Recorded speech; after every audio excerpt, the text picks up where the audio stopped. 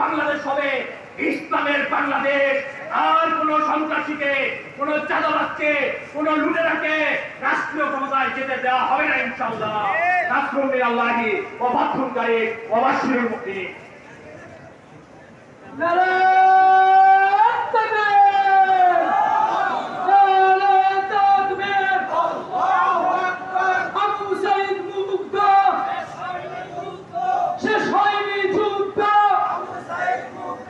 বিপ্লবীরা কখনো নিশ্চিন্তে ঘুমাতে পারে না।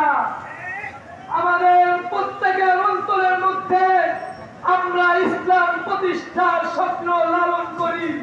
সুতরাং আমরা কখনো নিশ্চিন্তে ঘুমাতে পারি না। সংগ্রামী সাথী ও বন্ধুগণ, সমাবেশের পর্যায়ে গুরুত্বপূর্ণ ভাষণ প্রদান করবেন ইসলামী আন্দোলন বাংলাদেশের কেন্দ্রীয় মুক্তিযুদ্ধ বিষয়ক সম্পাদক বীর মুক্তিযোদ্ধা আলহাজ আবুল কাশেম। বীর মুক্তিযোদ্ধা আলহাজ আবুল কাশেম।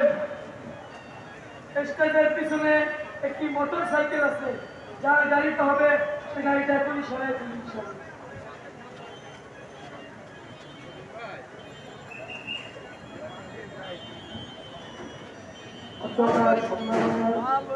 সভাপতি, প্রধান অতিথি, বিশেষ অতিথি,